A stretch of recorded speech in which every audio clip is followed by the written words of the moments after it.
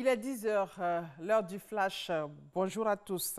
Il y a eu un conseil des ministres hier. Au menu de cette rencontre, la réhabilitation du tronçon Boaké-Kanaolo, le recensement général de la population et de l'habitat, le projet d'appui au développement de l'université de Bondoukou. Nous y reviendrons largement à 13 heures.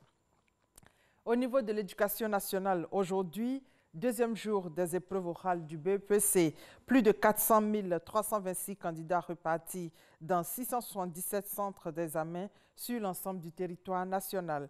La ministre Kandia Kamara a visité hier après-midi des centres d'examen dans le district d'Abidjan. Il s'agissait pour la ministre de s'assurer du bon déroulement de ces épreuves orales d'anglais. En économie, 10 milliards de francs CFA pour le développement des PME en Côte d'Ivoire. La convention a été signée par le ministère du Commerce, de l'Artisanat et de la Promotion des PME avec une banque pour le développement donc des PME.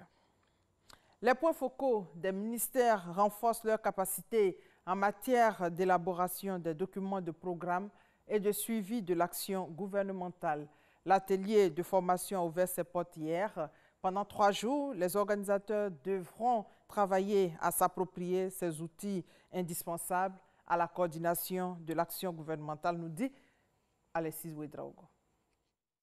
Chaque année, le gouvernement ivoirien établit un programme d'action prioritaire. Son rôle, traiter avec diligence les sujets urgents impactant directement la vie des populations. L'action gouvernementale se fait à travers des ministères.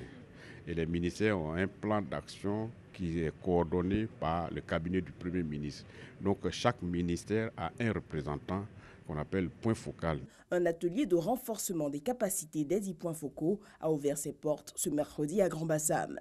Appuyé par le secrétariat national au renforcement des capacités, la formation qui se tient sur 3 jours entend améliorer le service de l'État auprès des populations. C'est en droite ligne des recommandations de l'inspection générale d'État que le secrétariat accompagne cette activité avec donc le cabinet du Premier ministre. Donc au sortir de ces travaux, ce qui est attendu comme résultat, c'est déjà une harmonisation de tous les documents de suivi et d'évaluation de l'action gouvernementale. Pour le représentant pays du PNUD, partenaire au développement, cette disposition va rassurer les investissements dans le pays. Soutenir les processus de planification, de programmation, de budgétisation, de suivi-évaluation, c'est un moyen d'efficacité pour moderniser l'État, rendre l'interministérialité performante et bien sûr obtenir les résultats qu'il attend en matière d'efficacité du développement. Notons que l'atelier referme ses portes vendredi.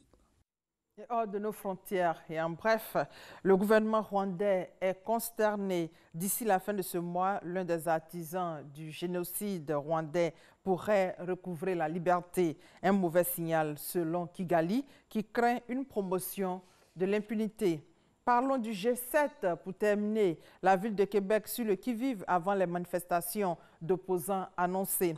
Même si le sommet du G7 n'ouvre officiellement que demain vendredi 8 juin, le centre de la ville de Québec et les forces de l'ordre se préparent déjà à accueillir des manifestations d'opposants à cette rencontre. Ces derniers ont choisi de se réunir dans la capitale de la province où a lieu le sommet entre les 7 chefs d'État et de gouvernement. Et voilà, c'est la fin de ce flash. On se retrouve à 13 h. Merci de votre fidélité.